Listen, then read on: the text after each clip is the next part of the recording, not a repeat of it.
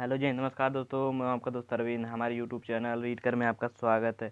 जैसा कि दोस्तों आज हम UP DElEd BTC first semester प्रथम सेमेस्टर के लिए राजन सीरीज से शिक्षण अधिगम के सिद्धांत में लघु उत्तरीय क्वेश्चन डिस्कस करने जा रहे हैं, जो हमारे सेमेस्टर एग्जाम के लिए अति महत्वपूर्ण। इसके पहले हम बहुविकल्पी और अति लघु उत्तरीय क्वेश्चन कंप्लीट करवा चुके हैं और लघु उत्तरी भी 1 से लेकर 29 क्वेश्चन तक कंप्लीट होगा। इस वीडियो में हम लोग 30 से आगे क्वेश्चन डिस्कस करेंगे। तो वीडियो अच्छा लगा तो चैनल को सब्सक्राइब करें, वीडियो को लाइक करें, शेयर करें। चलिए दोस्तों वीडियो शुरू करते हैं। देखते हैं हमारे सेमेस्टर एग्जाम में किस टाइप से क्वेश्चन पूछे जाते हैं, उसका उत्तर हम लोग कैसे लिख सकते हैं अपने सेमेस्टर एग्जाम में। जैसे पहला क्वेश्चन हम लोगों का दिया गया है, इसमें 30वां क्वेश्चन है, ज्ञात से अज्ञात की ओर शिक्षण सूत्र के बारे में बताइए। तो ज्ञात से अज्ञात के शिक्षण सूत्र पूछा जा रहा है। जैसे आप लोग पहले शब्द से स्पष्ट कर पा रहे हो, ज्ञात यानी बालक को, जैसे शिक्षक द्वारा बालक को जो ज्ञान प्राप्त, कैसे ज्ञान दिया जाता है, उसी के बारे में इसको बताना है। शिक्षक द्वारा शिक्षार्थी को ज्ञान प्राप्त करने में किस तरीके से प्रयोग किया जाता है, उसी के बारे में हमने इस क्वेश्चन को बताना है। तो जैसे ज्ञात से हमें स्पष्ट हो रहा है, जैसे ज्ञात, जैसे बालक को पूर्व में जो ज्ञात हो उसी के आधार पर आगे शिक्षा प्रदान करना ही ज्ञात से अज्ञात की ओर शिक्षण सूत्र कहलाता है। और इसको आगे हम लोग कैसे लिख सकते हैं, उसको आधार मानकर उन बातों को बताया जाना जो वे नहीं जानते हैं। इसी प्रकार से शिक्षक कार्य करने से बच्चे रुचिपूर्ण सीखते हैं। इस तरीके से हम लोग अपने सेमेस्टर एग्जाम में लिख सकते हैं। अब उदाहरण के तौर पे हम लोग क्या देख सकते हैं, जैसे यदि बालक को अंग्रेजी पढ़ना है तो पहले हम ABCD सिखाएं, फिर उसके बाद जैसे मीनिंग एप्पल हो गया, मैंगो हो गया, कैट हो गया, इस तरीके से सिखाएं, तब बालक अच्छी तरीके से समझ सकता है। ठीक। अब अगला क्वेश्चन हम लोग किस टाइप से पूछा जा सकता है, जैसे अगला क्वेश्चन हम लोगों का दिया गया है, संश्लेषण और विश्लेषण विधि को समझाकर बताइए। संश्लेषण और विश्लेषण विधि क्या है? संश्लेषण पहले समझ। संश्लेषण विधि के अंतर्गत पहले हम तथ्यों को एकत्र करते हैं जिसमें वस्तु की वास्तविक स्थिति ज्ञात की जा सके। और जो विश्लेषण है उसमें क्या होता है, विश्लेषण विधि में हम किसी वस्तु अथवा तथ्य के विभिन्न घटकों को विभक्त कर लेते हैं, यानी अलग अलग उसको पार्टों में विभक्त कर लेते हैं, फिर एक समस्या का समाधान करते हैं। इस तरीके से विश्लेषण होता है। संश्लेषण मतलब एक होता है, विश्लेषण मतलब उसके अंदर के पार्टों का ज्ञान करना, विश्लेषण कहलाता है। इस तरीके से अब हमें पूछा जा सकता है अगला क्वेश्चन, जैसे खेल विधि पर आधारित शिक्षण पद्धति का उल्लेख कीजिए। जैसे और दूसरे टाइप से पूछा जा सकता है, खेल विधि पर आधारित किन्हीं 2 शिक्षण पद्धति का वर्णन कीजिए। इस तरीके से क्वेश्चन पूछा जा सकता है। तो 3 हम लोगों को सेमेस्टर एग्जाम में 3 खेल पर विधि पढ़ना रहता है। किंडरगार्टन विधि होता है, किंडरगार्टन विधि, एक डाल्टन योजना विधि, एक मॉन्टेसरी विधि। मॉन्टेसरी विधि, ये एक और एक डाल्टन योजना, ये तीन को हमके खेल विधि में पढ़ना रहता है। तो इसमें केवल 2 पूछा है, तो हम लोग पहले डाल्टन को देख लेते हैं। जैसे राजन सीरीज में हम लोगों को दिया गया है, तो पहला डाल्टन, इस पद्धति के जन्मदाता हेलन पार्कहर्स्ट, बहुविकल्पी में पूछा जा सकता है। डाल्टन योजना के जन्मदाता कौन है, तो हम लोगों को पार्कहर्स्ट वैज्ञानिक, इन्हीं के द्वारा डाल्टन योजना खेल पद्धति दी गई है। इस पद्धति में बालकों को उनके कार्य क्षमता के अनुसार बांट दिया जाता है। बालकों पर समय सारणी तथा परीक्षा का कोई बंधन नहीं होता है। इस तरीके से हम इस डाल्टन योजना को लिख सकते हैं। अब आगे हम लोग लिख सकते हैं जो किंडरगार्टन पद्धति, मॉन्टेसरी पद्धति है खेल की, इसको हम लोग लिख सकते हैं। जैसे मॉन्टेसरी पद्धति, इस पद्धति के जन्मदाता मारिया मॉन्टेसरी जी हैं। जैसे ये वाली जो पद्धति है आप लोग आराम से याद कर सकते हैं। इसको पूछा जाएगा तो आप लोग उत्तर लिख सकते हैं। अब मॉन्टेसरी ने बालकों को अनेक वस्तुओं खेलने को देने की बात कही, जिससे बालकों खेल खेल में अनेक बातें सीख सकते हैं। इस तरीके से मॉन्टेसरी ने अपने मॉन्टेसरी पद्धति में इस तरीके से बताया है। अगला क्वेश्चन हमसे पूछा जा सकता है, जैसे शिक्षण की नवीन विधाओं के अंतर्गत वार्तालाप प्रणाली से आप क्या समझते हैं। जैसे नए ज्ञान को देते समय हम लोगों के शिक्षक और बालक के बीच में वार्तालाप कैसी होनी चाहिए, इसी के बारे में हमको इस क्वेश्चन के अंतर्गत लिखना है। ठीक। तो हम लोग जैसे लिख सकते हैं, जैसे वार्तालाप प्रणाली में से शिक्षण कार्य प्रत्येक आयु वर्ग के बच्चों हेतु उपयोगी, परंतु छोटी आयु के बच्चों के लिए यह अत्यंत महत्वपूर्ण है। अब इसमें और पॉइंट वाइज हम लिख सकते हैं, जैसे बच्चों के बीच में सहज एवं सामान्य वातावरण बनाना, जिससे वे अपनी बात को कहने में संकोच ना करे। बच्चों के बीच में ऐसा व्यवहार बनाए रखना चाहिए कि ताकि बच्चा कोई क्वेश्चन पूछने में संकोच ना करे, डरे ना। इसी को लिखना है। अब अगला पॉइंट हम लोग बच्चों को स्वतंत्र अभिव्यक्ति की पूर्ण स्वतंत्रता देनी चाहिए, कि बच्चे पूर्ण रूप से स्वतंत्र रहे। ठीक। अब अगला क्वेश्चन हम लोग से पूछा जा सकता है, जैसे अगला क्वेश्चन हम लोगों का दिया गया है, दक्षता आधारित शिक्षण से आप क्या समझते हैं? दक्षता आधारित, अब जैसे हम लोग दक्षता आधारित शिक्षण को समझ लेते हैं। दक्षता आधारित शिक्षण उस शिक्षण को कहते हैं जिसमें शिक्षक जब शिक्षण कार्य करता है तो वह विभिन्न गतिविधियों के माध्यम से टीएलएम का प्रयोग करता है, यानी कौन कौन से पढ़ाई के समय शिक्षण अधिगम सामग्री का उपयोग किया जाता है, वही दक्षता आधारित शिक्षण है। अब इसमें हम आगे लिख सकते हैं, जैसे दक्षता आधारित शिक्षण का अभिप्राय छात्रों की दक्षता पर न्यूनतम अधिगम की संप्राप्ति। दोस्तों इतना लंबा क्वेश्चन लिखेंगे तो हम लोगों को सेमेस्टर एग्जाम में समय बहुत कम रहता है, इसलिए जो जो इम्पोर्टेंट पॉइंट है उसको हम लोग अपने सेमेस्टर एग्जाम में प्रश्नों में उत्तर में लिखें। जब जैसे संख्याओं की धारणा, संख्याओं की पहचान, संख्याओं को लिखना, संख्याओं को लिखने का सही क्रम, इस तरीके से भाषा की दक्षता किस प्रकार होनी चाहिए, सुनना, बोलना, पढ़ना, लिखना, इस तरीके से। तो हम इस तरीके से हम पॉइंट वाइज लिख सकते हैं तो नंबर पूरा फुल मिलेगा। हम ज़्यादा कहानी लिखेंगे तो एग्जामिनर को समझ में नहीं आएगा, तब नंबर काट देते हैं। ठीक। अभी इस तरीके से हम इसका अगला क्वेश्चन हम लोगों से पूछा जा सकता है, जैसे दिया गया है क्वेश्चन, शिक्षण विधि में प्रयुक्त कहानी या कथा प्रणाली से आप क्या समझते हैं? जैसे बच्चों को कहानी सुनाकर उसे ज्ञान कैसे प्रदान किया जाता है। जैसे कहानी सुनाते समय बच्चों में उत्सुकता जागती है, चिंता शक्ति जागती है, ध्यान रुचि पैदा होती है, इस तरीके से बच्चों में ज्ञान प्रदान किया जाता है। अब शिक्षण विधि में कहानी कथा कैसे हम लोग लिख सकते हैं अपने सेमेस्टर में, जैसे कहानी प्रणाली प्राचीन काल से ही चली आ रही है। कहानी से बच्चों को विषय सामग्री सरल एवं रुचिकर लगती है। कहानी प्रणाली में से बच्चों की कल्पना शक्ति का विकास होता है। इस तरीके से हम लोग लिख सकते हैं। अब आगे इसमें क्या लिख सकते हैं, जैसे हम लोगों को कहानी सुनाते समय बच्चों को क्या क्या ध्यान में रखना चाहिए। जैसे बच्चों को लिखने एवं पढ़ने को प्रेरणा मिलती है, इससे बच्चों को ध्यान केंद्रित करने की आदत विकसित हो जाती है। ठीक। अगला क्वेश्चन हम लोग लिख सकते हैं, जैसे संप्रेषण को प्रभावित करने वाले प्रमुख कारकों का उल्लेख कीजिए। संप्रेषण यानी कम्युनिकेशन, जैसे दोस्तों हम पीछे भी कई क्वेश्चन संप्रेषण के ऊपर डिस्कस कर चुके हैं। तो संप्रेषण हम लोग कैसे लिख सकते हैं, जैसे पूछा जा सकता है कक्षा संप्रेषण में प्रभावशाली प्रभावशीलता किन किन तरीकों पर निर्भर करती है, यानी किस तरीके से वार्तालाप किया जाए कि बच्चों के बीच में से सही रहे। जैसे संप्रेषण का स्रोत, संप्रेषण की सामग्री सही होनी चाहिए, संप्रेषण का माध्यम सही समय पर होना चाहिए, प्राप्तकर्ता की गुणवत्ता कितना वह प्राप्त कर सकता है, वातावरण और परिस्थिति अच्छी होनी चाहिए। इस तरीके से संप्रेषण प्रक्रिया संपन्न होती है। ठीक। अब अगला क्वेश्चन हम लोगों से पूछा जा सकता है, जैसे बहुकक्षा शिक्षण क्या है। बहुकक्षा शिक्षण में इसकी उपयोगिता पर प्रकाश डालें। जो जो पॉइंट एकदम सटीक रहता है, जैसे बहुकक्षा शिक्षण हम लोग लिख सकते हैं, बहुकक्षा शिक्षण दो से अधिक कक्षाओं को बैठाकर ज्ञान प्रदान करना ही बहुकक्षा शिक्षण कहलाता है। इसको आप लोग अंडरलाइन करके लिखिए परीक्षा में। ठीक। अपने सेमेस्टर एग्जाम में, और इसमें जो और अन्य बातें रहती हैं उसको आप लोग बिना अंडरलाइन करके लिख सकते हैं। अब अगला हम आगे इसमें कैसे लिख सकते हैं, जैसे आज बढ़ती हुई जनसंख्या तथा घटते संसाधनों के परिणाम स्वरूप बहुकक्षा पद्धति का जन्म हुआ। बहुकक्षा शिक्षण पद्धति एक ऐसा व्यवस्था है जिसमें एक शिक्षक एक कक्षा को न पढ़ाकर कई कक्षाओं को एक साथ देखता है। ग्रामीण क्षेत्रों में स्थापित विद्यालयों में आज भी शिक्षकों की स्थिति अत्यंत दयनीय है। अधिकतर प्राथमिक विद्यालयों में एक या दो से अधिक शिक्षक नहीं। 1986 में हुए सर्वे के अनुसार 2870 प्राथमिक विद्यालयों में एक शिक्षक तथा 32% विद्यालयों में 2 शिक्षक। आज शिक्षा के का प्रचार प्रसार होने से नवीन शिक्षण पद्धति बहुकक्षा शिक्षण का विकास हुआ।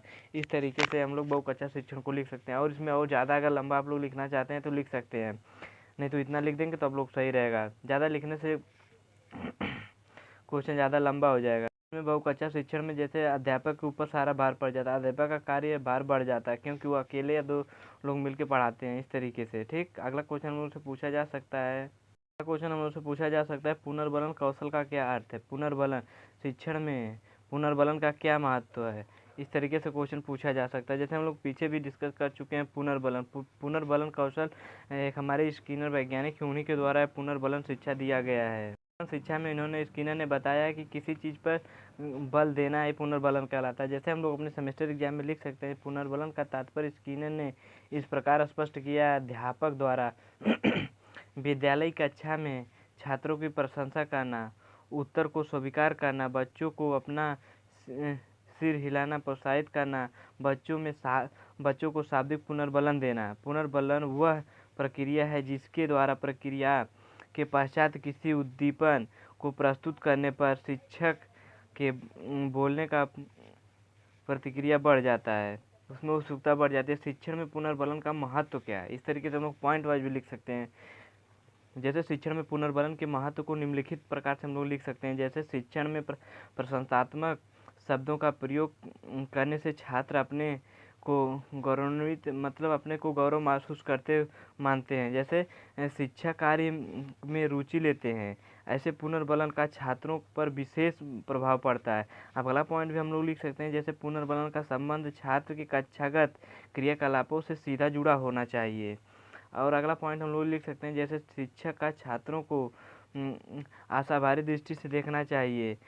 प्रसन्न भाव अभिव्यक्ति जैसे सकारात्मक संकेतों के प्रयोग से छात्र उत्सुक हो, जिसका शिक्षण में विशेष महत्व हो। इस तरीके से हम पुनर्बलन को लिख सकते हैं अपने सेमेस्टर एग्जाम में। अब अगला क्वेश्चन मुझसे पूछा जा सकता है, जैसे अनिवार्य निःशुल्क शिक्षा से आप क्या समझते हैं।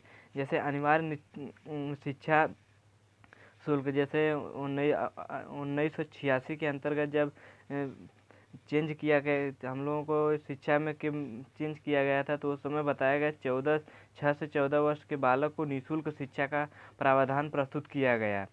हम संविधान की धारा 45 के अनुसार 6 से 14 वर्ष की आयु के बच्चों को अनिवार्य तथा निःशुल्क शिक्षा देने की योजना सर्व शिक्षा अभियान के तहत कहा गया है कि सब पढ़े सब बढ़े। यह इसका प्रमुख उद्देश्य है और यह एक प्रजातांत्रिक देश के लिए आवश्यक भी माना जाता है कि कि सब लोग शिक्षित हों। इसी कारण 6 से 14 वर्ष की शिक्षा को निःशुल्क माना गया है। क्वेश्चन हम लोगों से पूछा जा सकता है, जैसे मॉन्टेसरी शिक्षण पद्धति की किन्हीं 3 विशेषताओं को बताइए। जैसे मॉन्टेसरी विधि खेल विधि के अंतर्गत आती है, तो जैसे खेल विधि में मॉन्टेसरी विधि की 3 पॉइंटों को इसमें बताना। जैसे इस विधि में शिक्षा की वैज्ञानिक भावना पर बल दिया जाता है।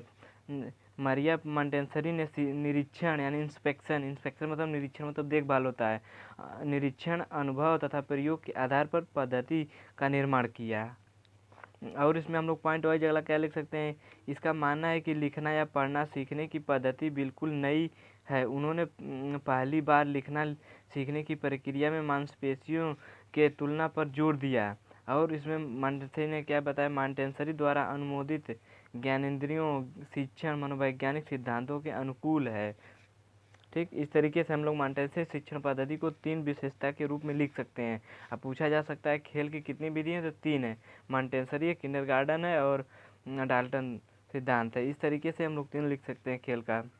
अब अगला क्वेश्चन मुझसे पूछा जा सकता है, जैसे शिक्षण विधियों के अंतर्गत प्रयुक्त अभिनय प्रणाली से आप क्या समझते हैं। अभिनय प्रणाली, अब हम लोग अभिनय प्रणाली को समझ लेते हैं। अभिनय प्रणाली है क्या।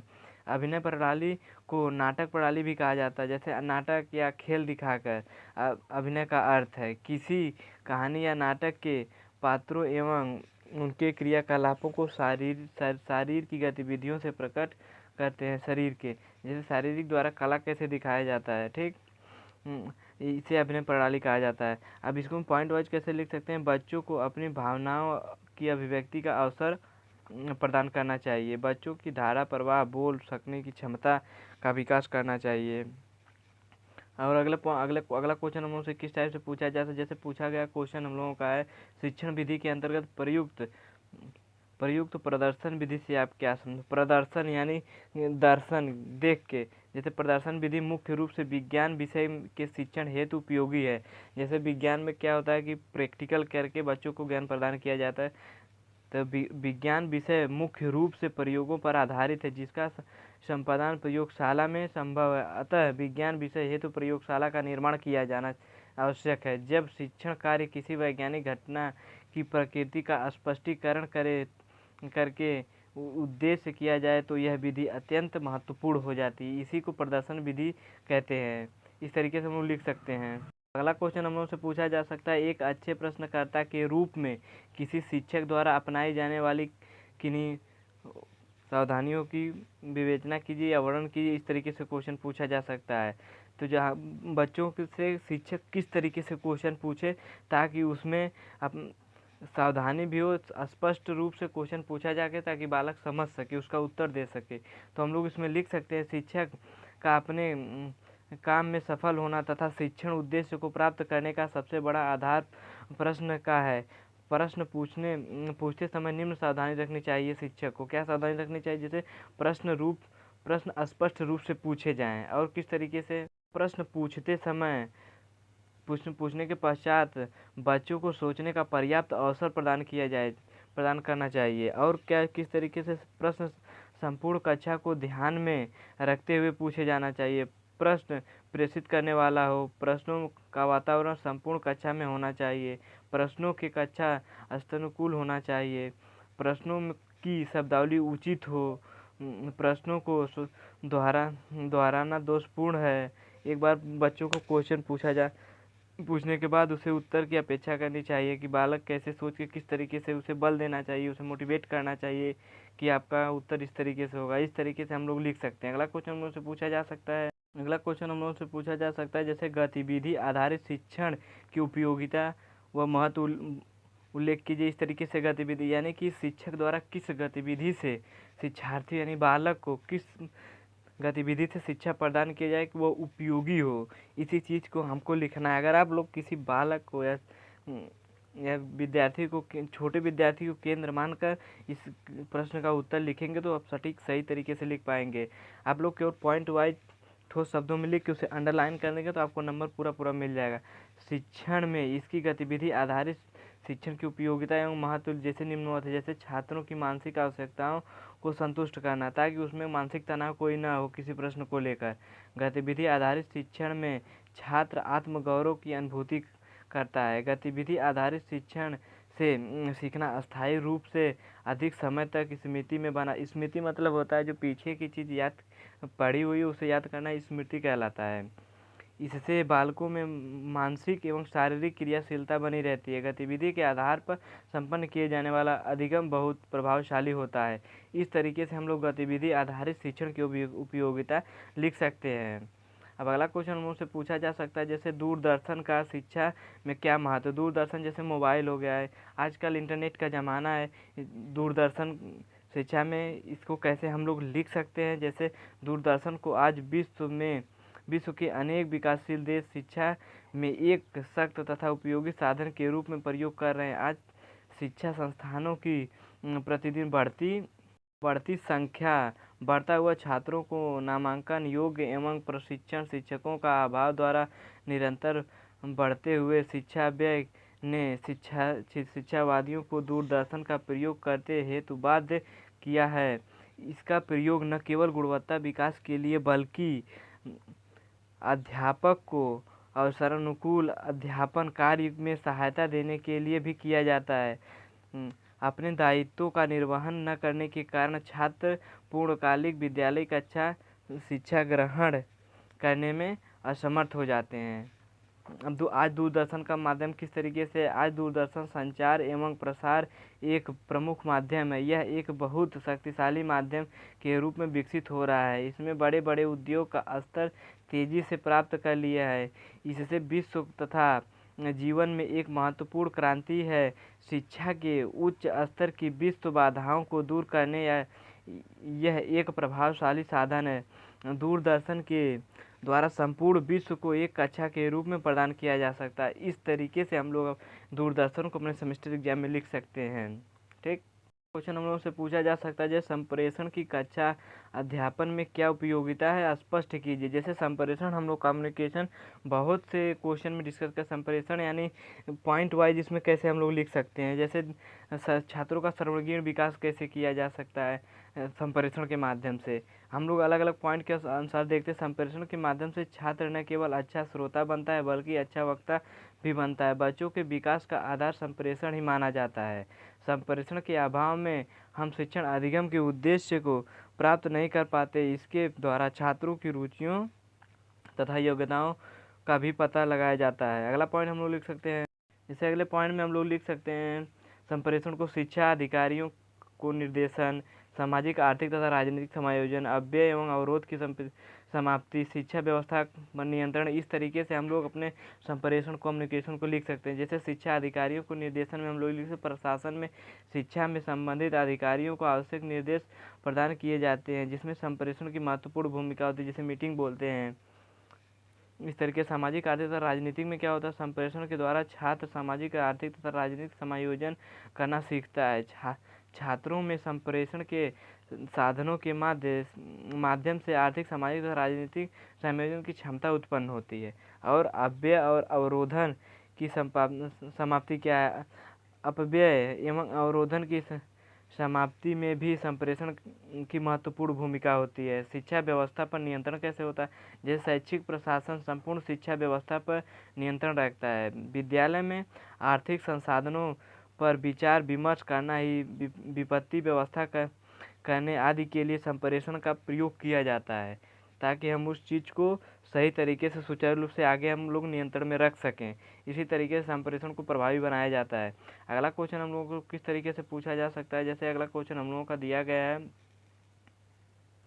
अध्यापक के लिए श्यामपट्ट सर्वाधिक महत्वपूर्ण सामग्री है। आप इस कथन से कहाँ तक सहमत है, कारण सहित स्पष्ट कीजिए। जैसे शिक्षक को श्यामपट्ट का उपयोग बालक को समझाने के लिए स्पष्ट रूप से उदाहरण देकर समझाने के लिए उपयोग किया जाता है। इस तरीके से हम लोग लिख सकते हैं। जैसे अब किस तरीके से हम लोग सीरीज में दिया गया, जैसे आजकल शिक्षण में सहायक सामग्री का बहुतायत से उपयोग हो रहा है। वह केवल प्रशिक्षण काल में प्रशिक्षण के बाद कोई भी शिक्षक सहायक सामग्री का प्रयोग नहीं करता, क्योंकि सहायक सामग्री के समस्त वाय साधनों में धन एवं समय दोनों का ही आवश्यकता पड़ती है। शिक्षक के पास प्रायः दोनों का ही अभाव होता है। इस दृष्टि में कुशल शिक्षक वही है जो अपने विस्तृत ज्ञान तथा कौशल एवं सूझबूझ से छात्रों को समस्याओं का पढ़ाते समय ही समाधान करने के लिए जहाँ एक और मौखिक उदाहरण बहुत उपयोगी सिद्ध होता है, वहीं श्यामपट्ट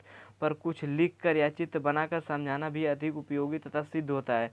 अध्यापक द्वारा श्यामपट्ट पर पढ़ाते समय ही चित्र बनाकर उसे समझाने में जो प्रभाव पड़ता है वह बाहर से लिए गए चित्रों पर नहीं पड़ता। जिस समय जो बात हो रही उसी समय श्यामपट्ट पर हम लोग फिगर्स बना के बालक को समझा सकते हैं। वह बहुत उपयोगी तथा स्मृति में ज़्यादा दिन तक टिकता है। इस तरीके से हम इस क्वेश्चन का उत्तर लिख सकते हैं। अगला क्वेश्चन हम लोग से पूछा जा सकता है, जैसे शिक्षण कौशलों में एकीकरण का क्या अर्थ है, कक्षा शिक्षण में इसकी उपयोगिता बताइए। एकीकरण क्या है, जैसे छात्राध्यापकों को प्रशिक्षण में सूक्ष्म शिक्षण के माध्यम से एक या एक कौशल का विकास किया जाता है। एक कौशल का विकास किया जाता है, अर्थात एक पाठ्य योजना एक ही शिक्षण कौशलों से संबंधित होती है तथा इसके शिक्षण का समय भी 5 से 8 मिनट तक होता है। और छात्राध्यापक शिक्षण के समय एक ही कौशल का प्रयोग करता है, लेकिन बृहद शिक्षण माइक्रो टीचिंग में शिक्षण करते समय एक कौशल का प्रयोग न करके आवश्यकता अनुसार कई कौशलों का प्रयोग किया जाता है। इस प्रक्रिया को शिक्षण कौशलों समन्वय कहते हैं। इस तरीके से हम लोग लिख सकते हैं।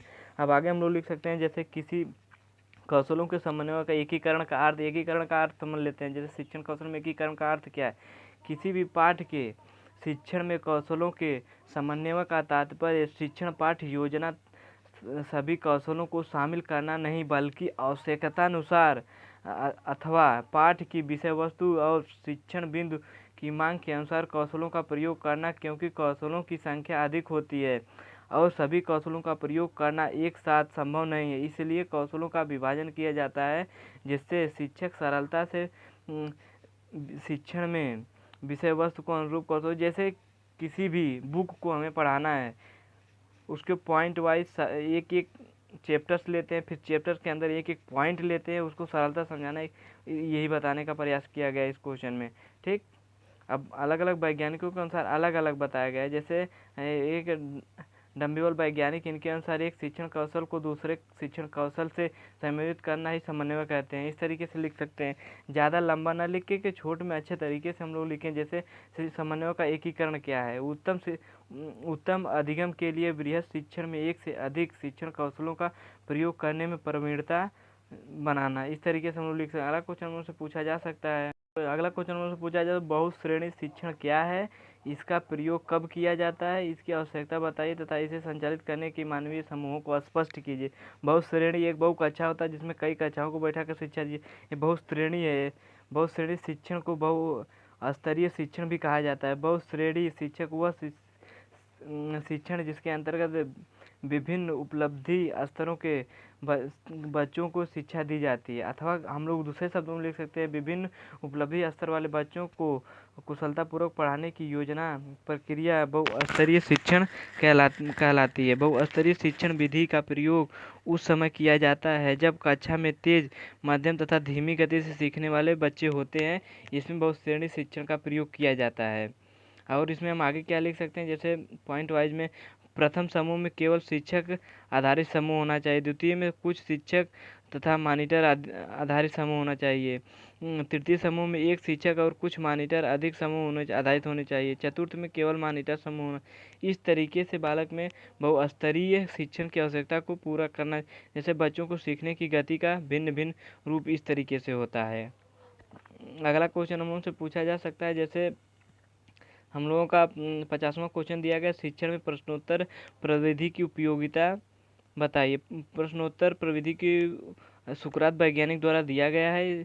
अब ये इन्होंने प्रश्न पूछने पर जोर दिया गया है, जोर दे के बताया अपने इस प्रश्नोत्तर विधि में, इस प्रविधि के द्वारा शिक्षक अपने शिष्यों से प्रश्न पूछकर उनकी समस्याओं को हल करना। दार्शनिक सुकरात ने भी इसे अपने शिक्षण में प्रश्नोत्तर विधि को अपनाया है। इस तरीके से अब इसको उपयोगिता क्या कहा है, जैसे इस प्रविधि की प्रमुख उपयोगिता निम्नलिखित है। छात्रों में चिंतन शक्ति का विकास होता है प्रश्न पूछने से। छात्रों में सृजनात्मक शक्ति का विकास होता है। इसमें छात्रों में पूर्व ज्ञान एवं अर्जित ज्ञान की जांच होती है। तरीके से हम इस प्रश्नोत्तर प्रविधि की उपयोगिता को लिख सकते हैं।